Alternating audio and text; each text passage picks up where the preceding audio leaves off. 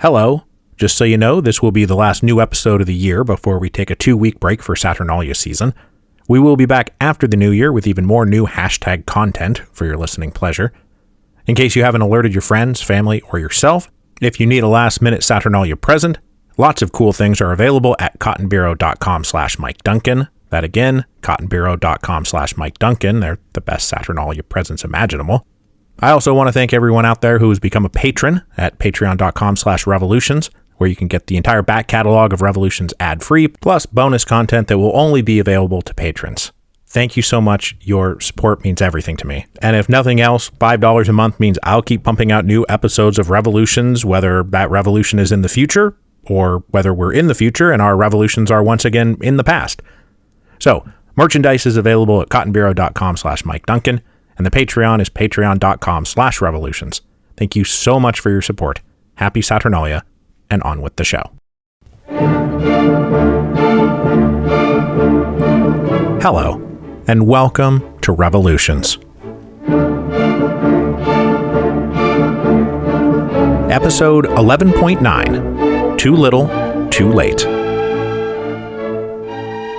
There had been multiple opportunities for Timothy Warner and the Mars Division authorities to avoid what became known as Bloody Sunrise. Had they changed course just a little bit, they could have maybe avoided all the big things now hurtling at them at the speed of history. So much could have been avoided had Warner listened more and insisted less. But instead, he stubbornly clung to a plan that wasn't working just because it was the plan. Timothy Warner had his plan. And when reality didn't align with his envisioned result for that plan, he demanded reality change, not his plan. And that, my friends, is never going to end well. But in just a minute, Timothy Warner is finally going to be forced to bend, to change his plan a little bit. But before he did that, he had one last fling with total denial before he got there, just for old time's sake. Warner's first response to Bloody Sunrise was to cover it up as much as possible. Warner didn't want anyone who wasn't directly involved to know what had happened, and he ordered very tight censorship controls to stop the story from spreading.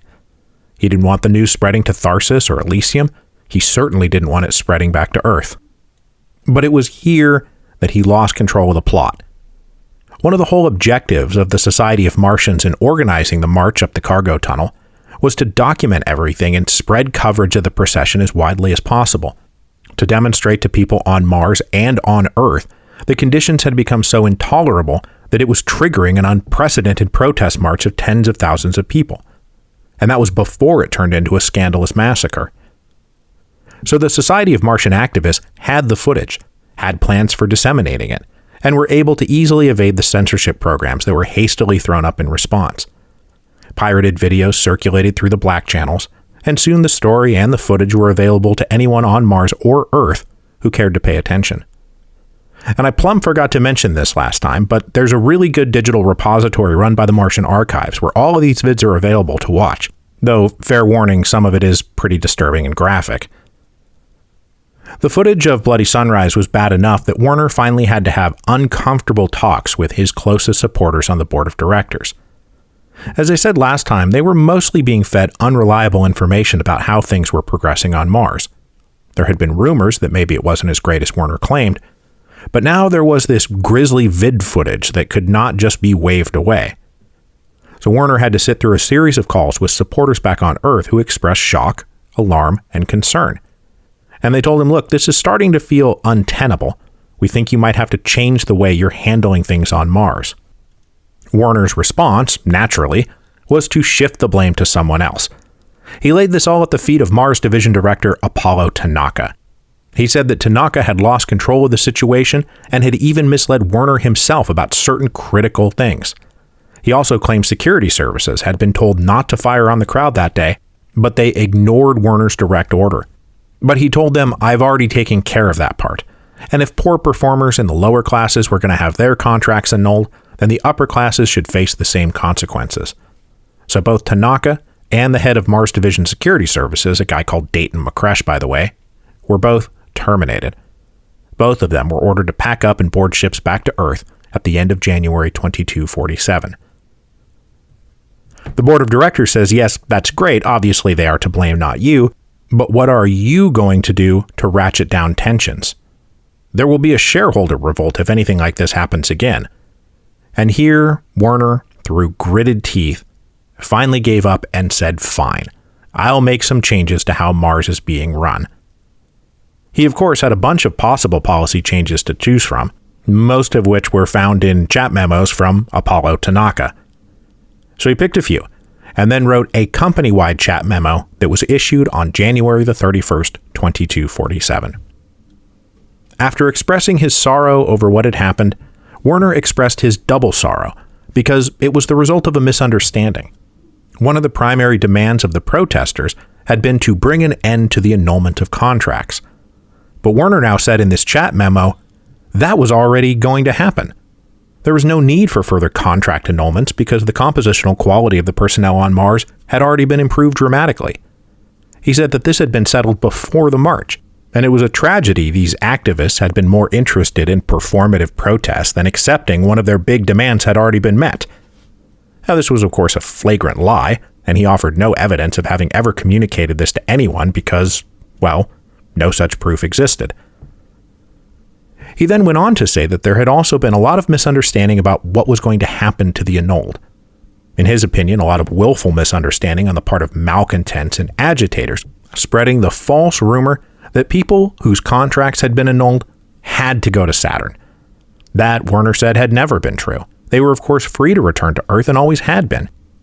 He said it had never been policy to demand fees for passage home, nor that passengers needed a close connection to sign papers securing their right of return to Earth.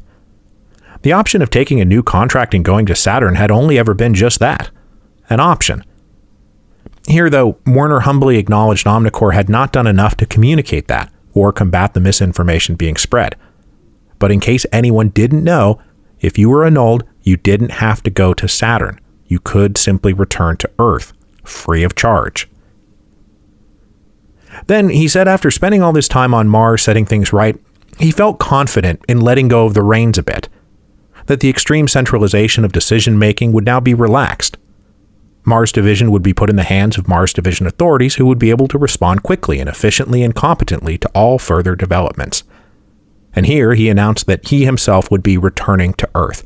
His time on Mars was over. What more proof did anyone need that things were actually fine? Left unsaid, of course, was that after Bloody Sunrise, Werner was keen to get the hell off of Mars, lest anything like Bloody Sunrise happen ever again. And he ended the chat memo by saying that the newly re-empowered Mars Division authorities would have a new addition to their corporate structure. The Martians had been saying since Mabel Dorr's campaign for the board of directors that the Martians needed a voice. Well, now they would get one.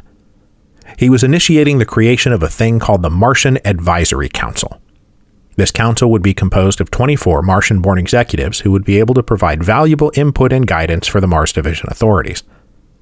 It would remain to be seen how influential this council would be, but as Ken Slid describes in The Last Days of Old Mars, a detailed account of the period between Bloody Sunrise and the 3 Days of Red, the creation of the Martian Advisory Council was meant to do two things: pacify the general population of Mars by giving them something they would believe represented them, at least on paper, but more importantly, to give elite Martians the voice that they believed they deserved, to give them a stake in everything, to cleave their interests from the lower classes. Maybe Martian A's and B's would stop helping and funding the D's, who were the really scary problem. So the big takeaway from Werner's parting chat memo is 4 things. First, no new contract annulments. Second, people who had been annulled did not have to go to Saturn. Third, the extreme centralization of decision-making would be dialed back. And fourth, the Martians themselves would now have a voice in the Martian Advisory Council. Those were the things he did say. So now let us turn briefly to what he did not say. He did not say that those who had been annulled would be reinstated, only that they would not have to go to Saturn. But if you were born and raised on Mars, what was Earth to you? Alexandra Clare was a third-generation Martian. Going to Earth may have been better than a one-way ticket into the void of no return that was Saturn, but it was still deportation to someplace she had never been, and away from her home forever. He also said nothing about all the technological upgrades, save for a brief comment that he understood there had been hiccups along the way, but that there was no going back now. That part of the new protocols would remain unchanged. After issuing this company-wide chat memo, Timothy Warner packed his bags and left Mars on February 2nd, 2247. The scope of his failures would become known to the solar system in stages. On the day he blasted off, some people on Mars knew how bad things had gotten, but information was so tightly controlled and censored and compartmentalized that it was tough even for Martians to put together the full picture. Back on Earth, Mars was generally little regarded or thought about. The footage of Bloody Sunrise made for good screen fare, but there wasn't a lot of real context or understanding in the general population, though it did obviously have an impact with the board of directors who were like, maybe our vaunted CEO isn't doing as great a job as we thought. As the years went on, and everything that happened, and then more years went on and more data and sources and information came to light, well, then it became glaringly obvious that this is a story of a man who inherited a bad situation and made it worse, and that these policy changes here at the last minute, issued literally as he left the planet behind forever, was just not going to be enough.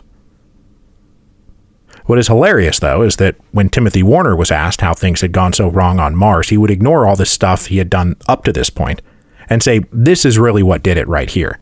That the changes he made to the new protocols in early 2247 as a response to Bloody Sunrise, that is when things went from being salvageable to irretrievable. The very things that, had he done them earlier, probably would have salvaged the situation. So in case you were starting to worry, no, he never did internalize any kind of responsibility, nor did he learn a single damn thing. One of the very last things Warner did before leaving was name a new director of Mars Division. For this, he simply elevated the vice director, Ava Jiang. Jiang was an undistinguished and effectively anonymous executive who wound up becoming vice director of Mars Division because she was undistinguished and effectively anonymous.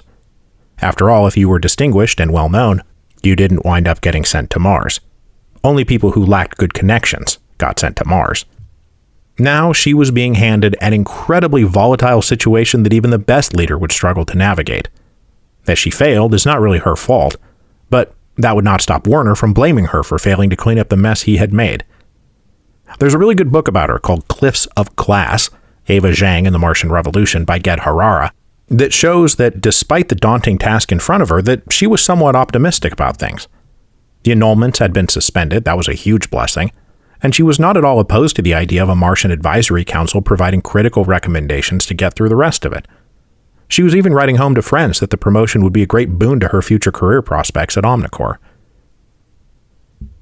Jiang convened the Martian Advisory Council for the first time on February the 13th, 2247. Now, because the MAC was a pretty naked attempt to co-opt the Martian elite and divide their interests from the seedies down below, they could not get away with excluding the most vocal and well-known of the Martian elite. To exclude them would undermine the whole point, which was to get the disaffected elites back on sides. And so among the 24 members of the MAC, we find Mabel Dorr, as well as several other members of the Society of Martians who would go on to serve in Dorr's cabinet, like Clarice Bow, Kinder James, and Omar Ali, who I first mentioned last week, and who we will get to in due course.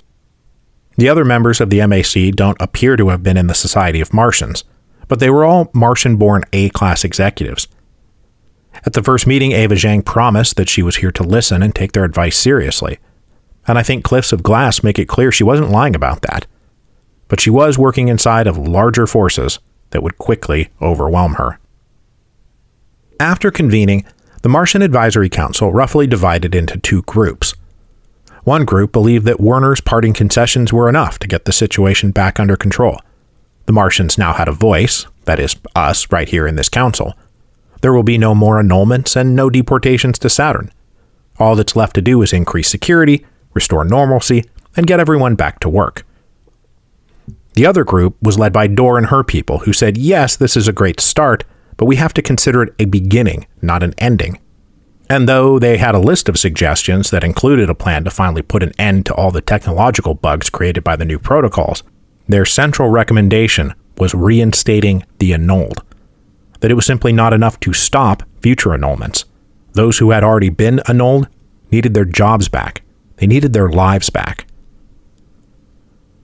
Now, despite the fact that Jiang had been somewhat re-empowered to make decisions, she could obviously not immediately take so bold a step as to reinstate the annulled. But she definitely agreed with those on the council saying it was of paramount importance to restore order down in the Warrens. She would take a wait-and-see approach towards the reinstatement question.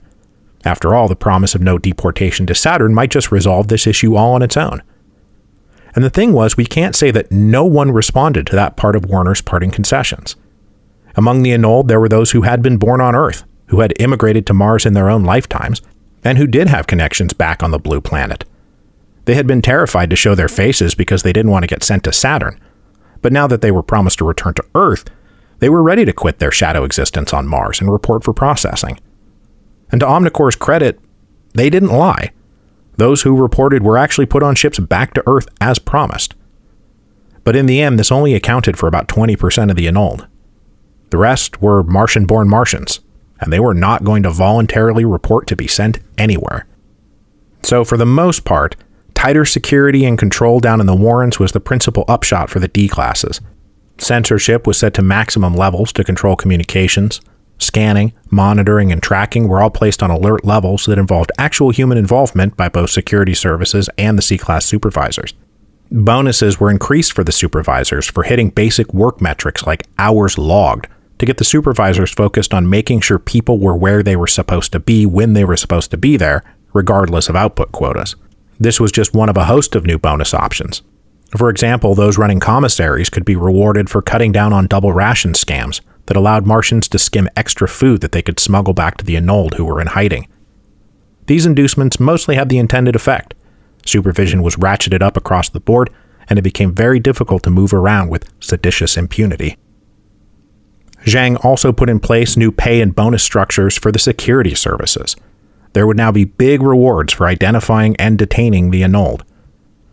Now, since the annulment started, security services had simply been expected to round up the annulled who didn't report for processing as a regular part of their job.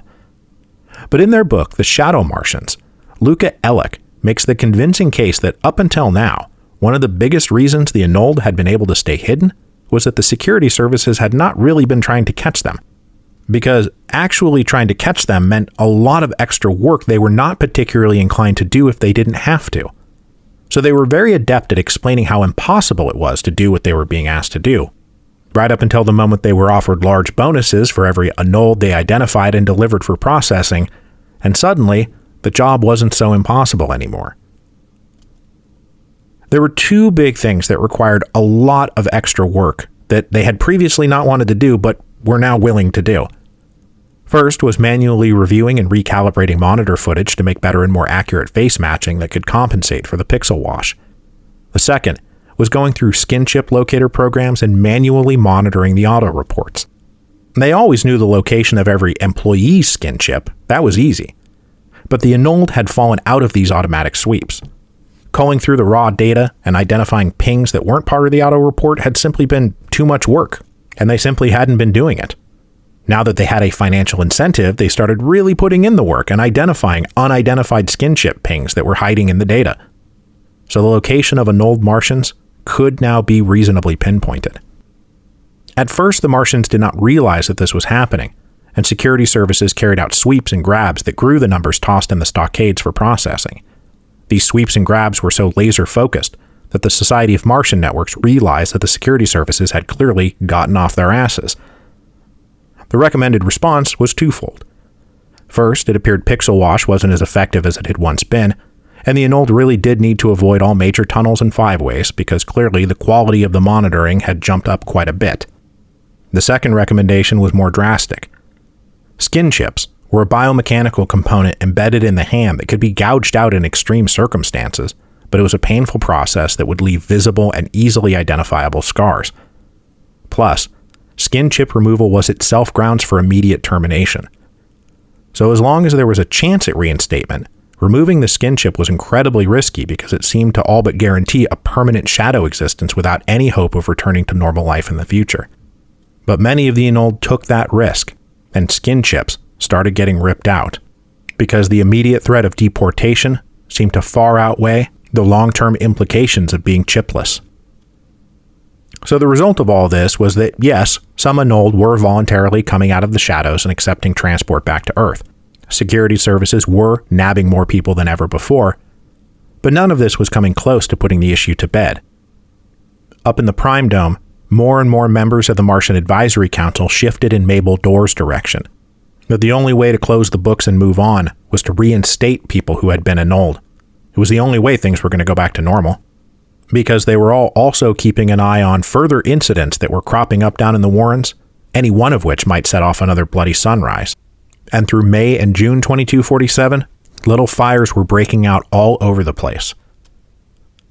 One notable incident was a scuffle down in the Warrens that turned into a brawl that very nearly turned into a riot.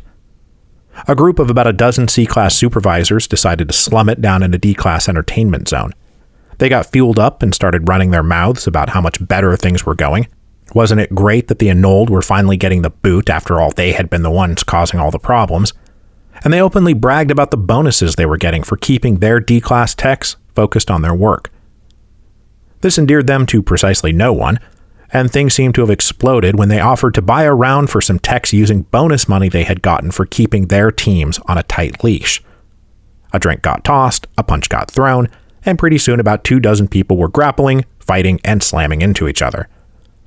Security services mobbed the scene and immediately went after the D-Classes and protected the C-Class guys who had provoked all of this. This only infuriated other Ds in the entertainment zone who had not taken part in the original fighting. They went after the security services, who only just managed to get the upper hand thanks to a wave of reinforcements. Dozens were arrested and thrown in the stockades. Another notable incident followed a couple weeks later. Some D-Class techs showed up to their work sites and discovered that overnight, several of their former co-workers who had been annulled had been rounded up for deportation. When they were ordered to start working, they set down their tools and their screens, and they said, "We're not doing anything." And then they said the dirtiest word in Omnicore's corporate code book: strike.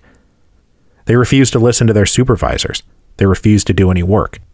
They tried to spread this strike, but the comms were on tight restriction, so they couldn't communicate with anyone.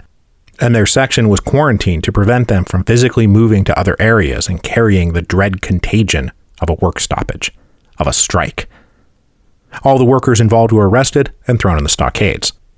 And these were just a couple of literally dozens of little fires breaking out, all of which are detailed in the last days of Old Mars.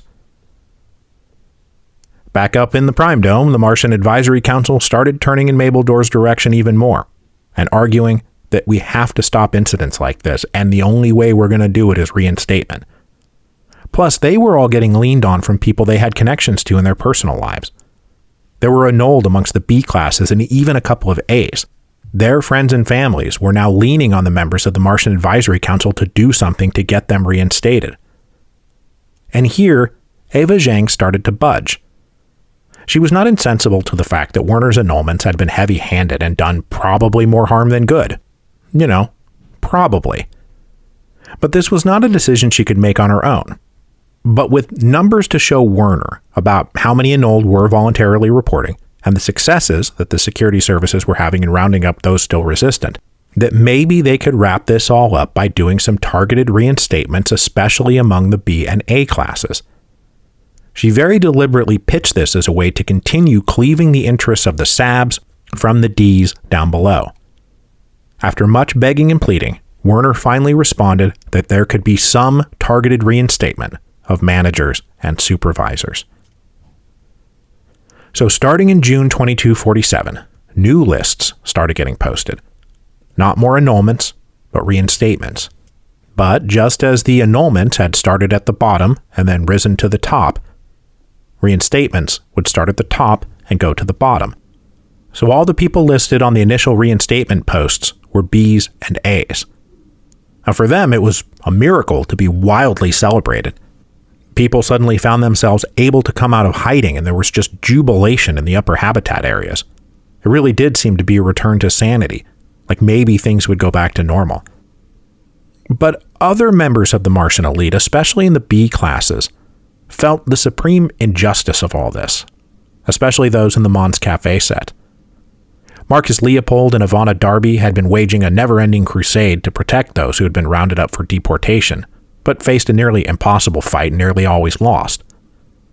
But now that reinstatements were finally happening, it was dead obvious they were being offered to one set of Martians, but not a different set of Martians. And the only thing that distinguished them was their employment class.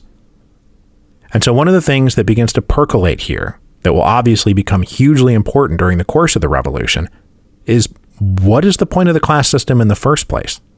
Why should one Martian who had been annulled get deported just because they were D class, while another Martian doesn't, just because they're in the B class? Every Martian was a Martian. Every Martian was equal to every other Martian. The class system itself was proving itself to be a gross injustice. It always had been. And now they were being motivated to really do something about it. Because while we're here and talking about it, why is the Martian Advisory Council, the supposed voice of all Martian, composed entirely of A-class elites? Didn't all Martians deserve a voice? As the title of this episode doesn't just imply, but beats you over the head with, everything the Mars Division authorities were doing here in 2247 was just too little, too late. Had all these policy changes gone into effect months and months ago, yeah, maybe they could have done some good. But there was simply too much anger and too much fear out there. And now that the B and A class annulled were being reinstated, even the Martian Advisory Council started to fall back into a complacent belief that they had done enough, that all they needed to do now was track down the last annulled in hiding in the Warrens, ship them back to Earth, and it would be smooth sailing from there. But next time, we will see that far from smooth sailing, they were all headed right into a storm. In July 2247, the overstuffed stockades will become ground zero for an insurrection that will begin as a simple act of resistance, but blow up into nothing less than the Martian Revolution.